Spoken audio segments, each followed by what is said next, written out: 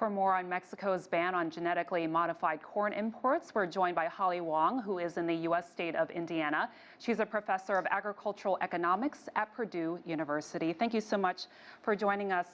Why this ban now, and what is motivating AMLO to implement it now? I think it's food security that government concerns. Food security is a priority that every government concerns, but we got to know that food security is not necessarily equal to self-sufficiency. And I think corn in Mexico, there's another cultural dimension here that they want to preserve their own production, the traditional way in production and consumption.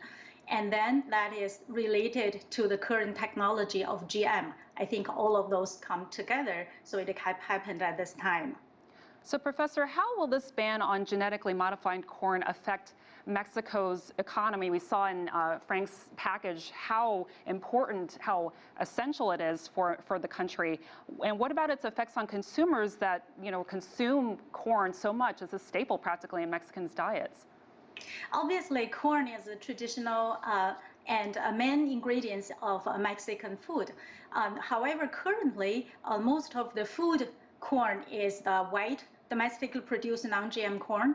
Although Mexico has imported a large amount, it was like 16 million tons from the United States alone last year, but they're all yellow corn GM used for feed for the livestock sector, so not directly consumed by people. And sweet corn, of course, is also directly consumed, but that's a relatively smaller amount. So it's overall on Mexico economy, that's not the biggest essential issue, but of course every country wanted to export more and import less. But knowing that if replacing all of this imported GM corn from the United States and by producing it itself, this large area of land, where does that come from? So that means removing some other crops used by this land currently.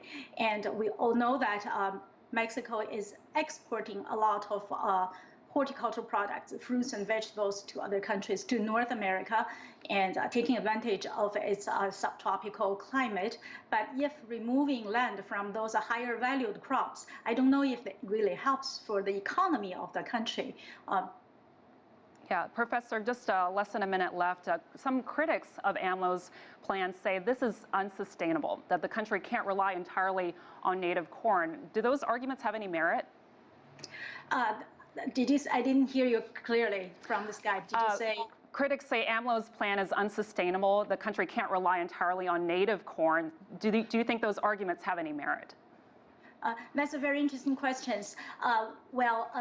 Economy evolves, and people's diet also change. We definitely eat a lot of animal proteins that need more grains to support that. So if we all rely on our traditional way of agriculture, I guess any country will have some issues.